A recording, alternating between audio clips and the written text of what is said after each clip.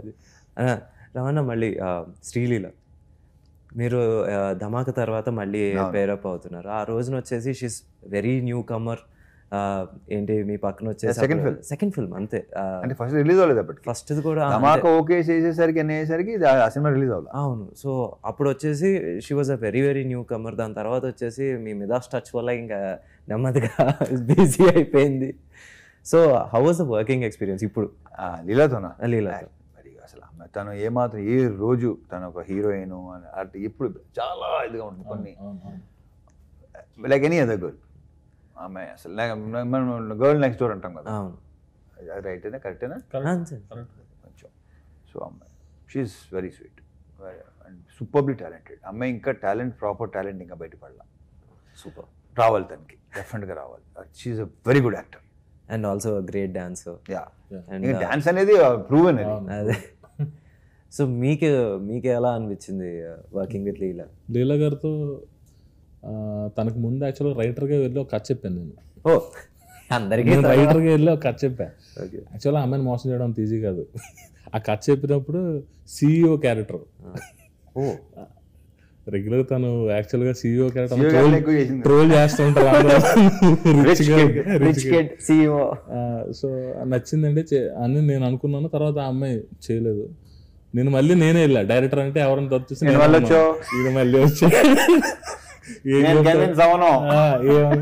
తర్వాత నేను కథ చెప్తే యాక్చువల్గా ఆ అమ్మాయి ఇప్పుడు దాకా చేసిన క్యారెక్టర్లో ఇది విలేజ్ గర్ల్ క్యారెక్టర్ ప్రాపర్గా, అంటే చాలా కొత్తగా అమ్మాయి చూస్తారు. శ్రీకాకుళం స్లాంగ్తో ప్రాపర్ ఒక మాసీగా, అట్ ద సేమ్ టైం కొంచెం క్యూట్గా బాగుంటుంది అమ్మాయి క్యారెక్టర్. సో బేసిక్గా తెలుగు అమ్మాయిలని మోసం చేయడం కష్టమే. అంతా కాదన్న, నాకు అదే నచ్చింది. ఎందుకంటే ఆఫ్టర్ వెరీ లాంగ్ టైం ఏంటి తెలుగు అమ్మాయి తెలుగు ఇంకా ఏంటి అదే ఒక ఎంటర్టైనింగ్ క్యారెక్టర్కి డబ్బింగ్ వాయిస్తో నీకు ఆ మజా రాదు. డబ్బింగ్ వాయిస్ ఆన్ సెట్ కూడా వచ్చేసి డైలాగ్ టైమింగ్ మిస్ అయిపోతూ ఉంటుంది.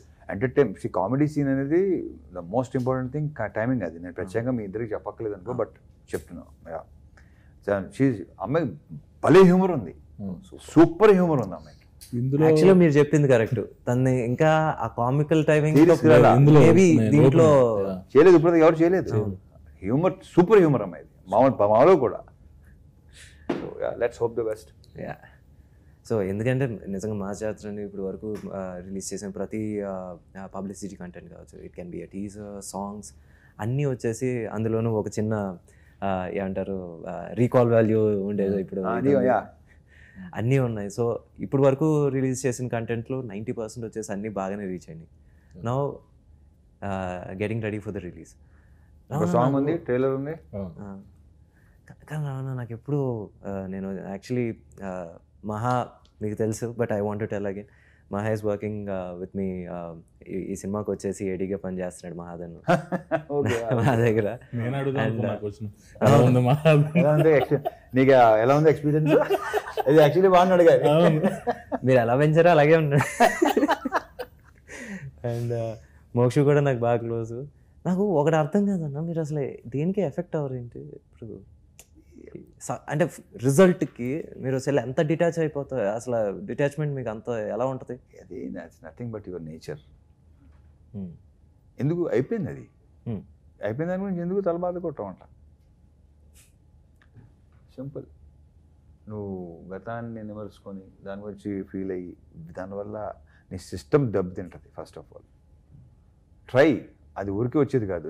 నేను బికాస్ నా నేచర్ అన్నది కాబట్టి ఎవరైనా సరే ఆ ప్రాక్టీస్ చేస్తే ఎలాంటి ఇది ఉండదు. చాలామంది కుమిలిపోతుంటారు.